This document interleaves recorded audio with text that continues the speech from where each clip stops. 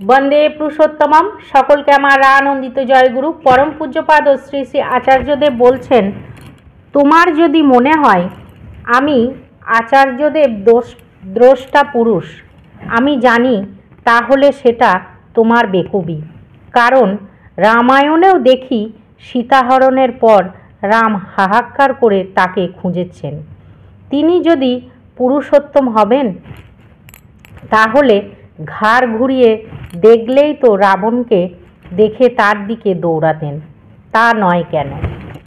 কারণ তিনি যখন মানবী শরীরে আছেন তখন মানবী গুণেই তিনি প্রকাশিত হবেন, অন্যভাবে হবেন না।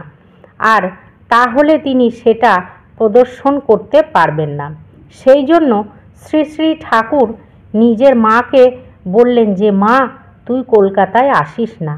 তবুও মা যখন চলে আসেন কলকাতায়, তিনি হাহাকার করেন, কারণ তিনি তো জানেন এর ফল কি হবে। তবুও তিনি তা মুখে বলতে পারেন না যে তুমি তুমি তুমি তো ঠাকুর মাকে তুই বলতেন, তা তুই আসিস না মা, এলে তোর এই মৃত্যু হবে। এই জন্যেই তিনি বিধাতা, বিধিতেই বন্ধ থাকেন তিনি। অযৌক্তিকভাবে কোনো গল্পের মধ্যে কোথাও দেবত্ব আরোপ করতে গিয়ে মিরাক্কেল টানার আমাদের দরকার নেই। একদম তুমি যা পারো তাই আমাদের করে যেতে হবে, নিরন্তর এই করাই আমাদের সাধনা।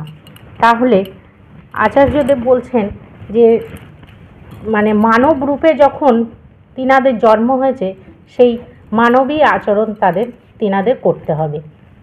তা দেবত্ব সেগুলো তাদের তিনারা ফলাতে পারবেন না।